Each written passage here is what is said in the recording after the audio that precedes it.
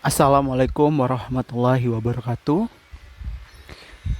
Izin memperkenalkan diri. Nama saya Muhammad Indra Kurniawan, NPM 18140002. Di sini saya akan membahas tentang wastewater treatment system using trickling filter system atau sistem pengelolaan air limbah menggunakan sistem trickling filter. Sebelumnya, di sini saya akan menyampaikan what we will discuss, apa saja yang akan saya bahas pada materi kali ini. Yang pertama ialah the working principle of the trickling filter system atau prinsip kerjanya, bagaimanakah prinsip kerjanya sistem trickling filter ini. Yang kedua, application field can be used for any industry, penerapannya di bidang apa saja, baik itu dalam industri yang berskala kecil, menengah, ataupun besar. Yang ketiga adalah image design and operation of the trickling filter system, yaitu desain gambar dan juga bagaimanakah sistem operasinya, sistem pengoperasian dari trickling filter system. Dan yang keempat ialah strength and weakness, yaitu kelebihan dan kekurangan. Sebelumnya, kita sudah mengenal limbah industri secara spesifik. Terkadang sangatlah rumit untuk membedakannya. Karena pada dasarnya limbah industri di level praktik melibatkan berbagai unsur-unsur kimia, fisika, dan biologi yang membutuhkan ilmu pengetahuan eksakta untuk menangani. Tetapi di sini saya akan menjelaskan salah satu sistem dalam pengelolaan air limbah, yaitu menggunakan metode atau sistem trickling filter.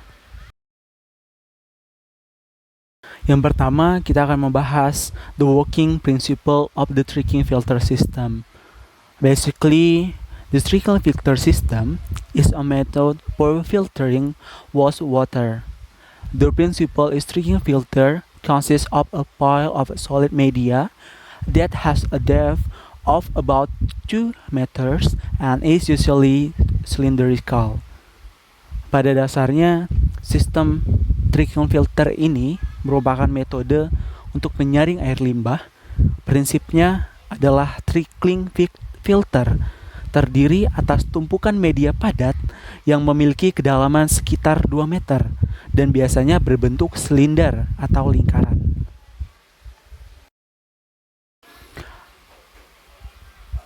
Lalu, liquid industrial waste is spread to the surface of the top media, and then water will trickle down through the media layer. This principle basically uses the principle of basic filtering, in which microorganisms that are grown on the media will absorb pollutant in liquid waste. Limbah industri cair disebarkan ke permukaan media bagian atas dan kemudian air akan menetes ke bawah melalui lapisan media. Prinsip ini pada dasarnya menggunakan prinsip penyaringan dasar, di mana mikroorganisme yang ditumbuh kembangkan pada media akan menyerap polutan dalam limbah cair itu sendiri. Jadi, bentuk trickling system ini ialah lingkaran yang mana di tengah-tengahnya merupakan mikroorganisme yang mempunyai peran amat sangat penting dalam proses penyaringan atau filtrasi. After reaching a certain thickness, the layer will be carried by the flow of liquid industrial waste to the bottom. The liquid waste at the bottom will then flow into the sedimentation tank to support the biomass layer. Jadi, setelah mikroorganisme itu menyaring dan setelah mencapai ketebalan tertentu, lapisan tersebut akan terbawa aliran limbah industri cair ke bagian bawah. Limbah cair di bagian bawah kemudian akan dialirkan ke tangki sedimentasi untuk kemudian memisahkan lapisan biomasa itu sendiri. Selanjutnya ialah application field. Penerapannya di bidang apa saja sih sistem trickling filter ini? Yang pertama ialah wastewater in the chicken slaughtering industry atau air limbah di industri pemotongan ayam. Tentu saja limbah sebagian besar dari pemotongan hewan ini ataupun pemotongan ayam khususnya itu merupakan darah, sisa darah, lemak, dan sebagainya. Sehingga penerapan trickling filter system ini dianggap efektif untuk mengolah limbah cair, khususnya limbah cair dalam industri pemotongan ayam.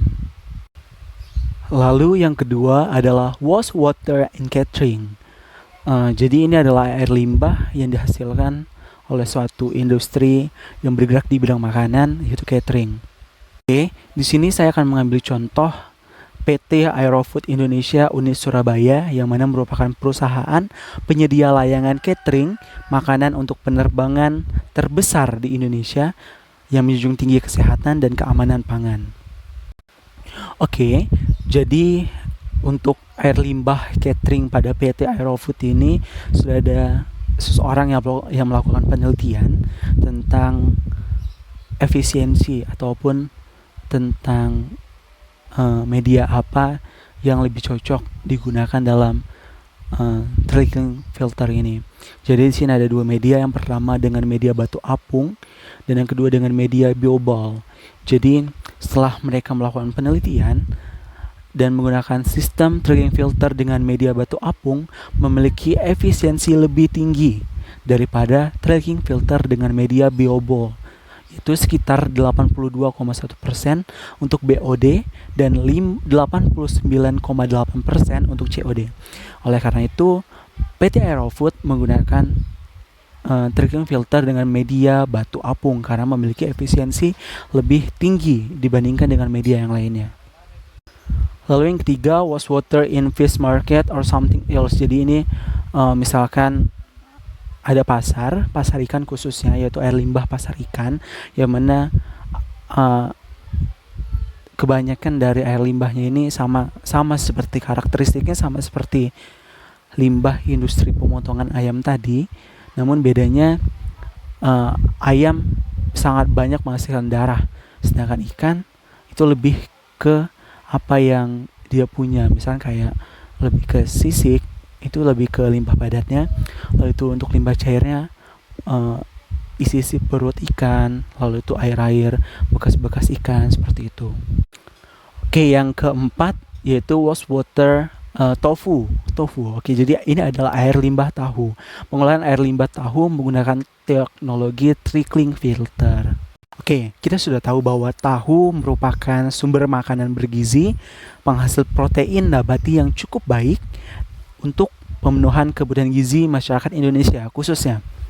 Tahu terbuat dari kacang kedelai dan diolah dengan cara kedelai dibuat menjadi bubur yang kemudian diendapkan. Nah, biasanya industri tahu ini bisa berskala rumahan atau skala kecil.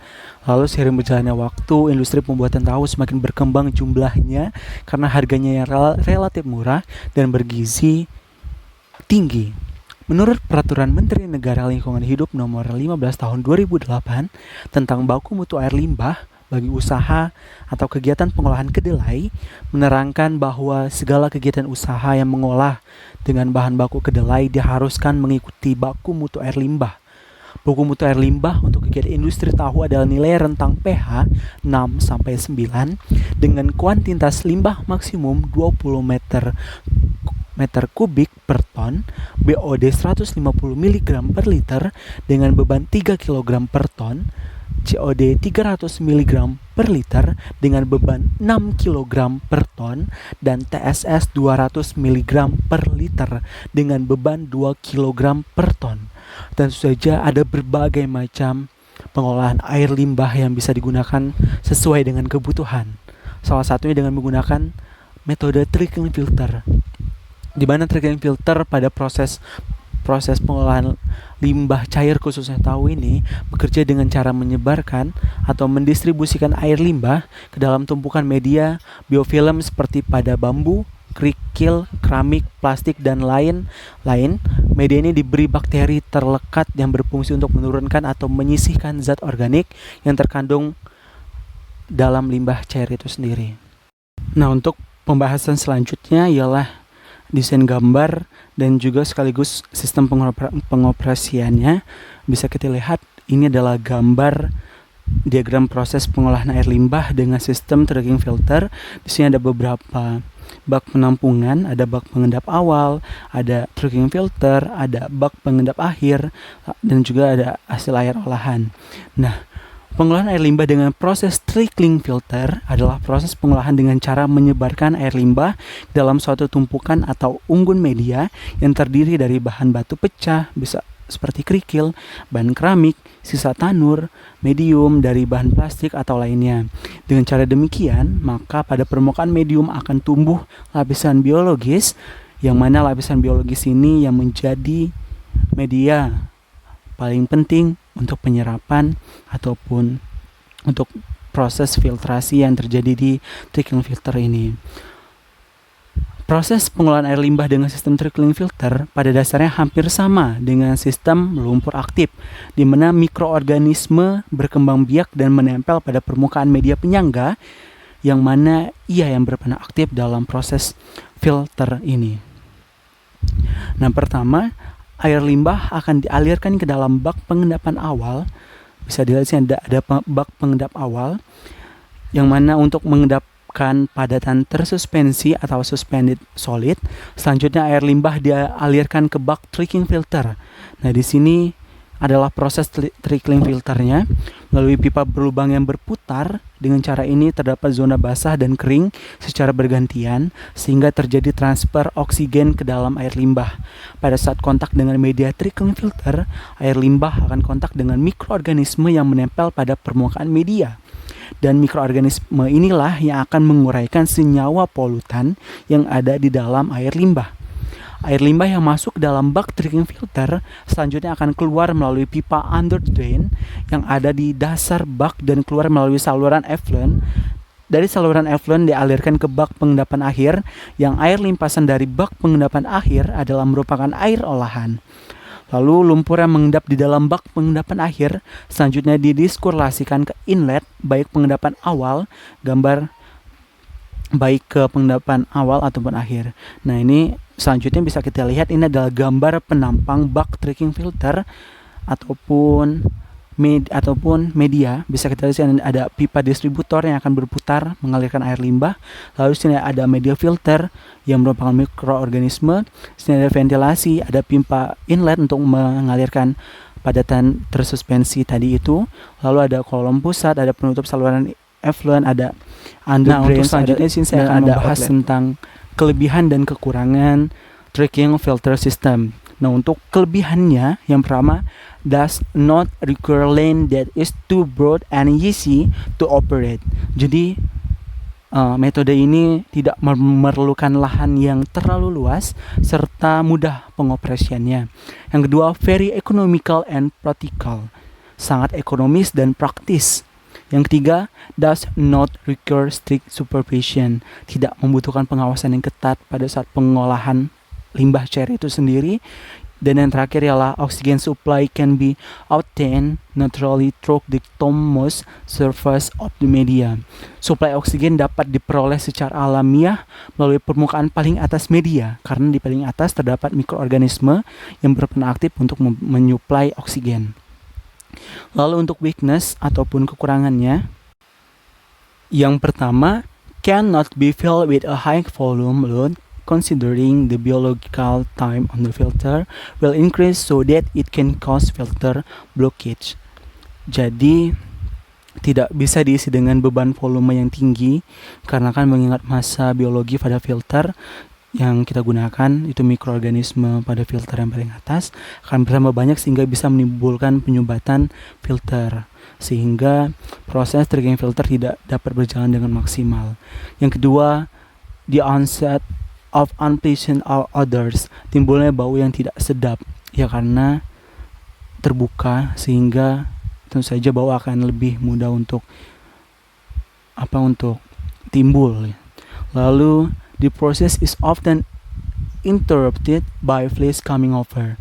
Prosesnya sering terganggu oleh lalat-lalat yang datang menghampiri karena timbulnya bau yang tidak sedap tersebut, sehingga memacu untuk lalat untuk datang, dan itu sering menjadi gangguan pada saat proses tricking filter ini.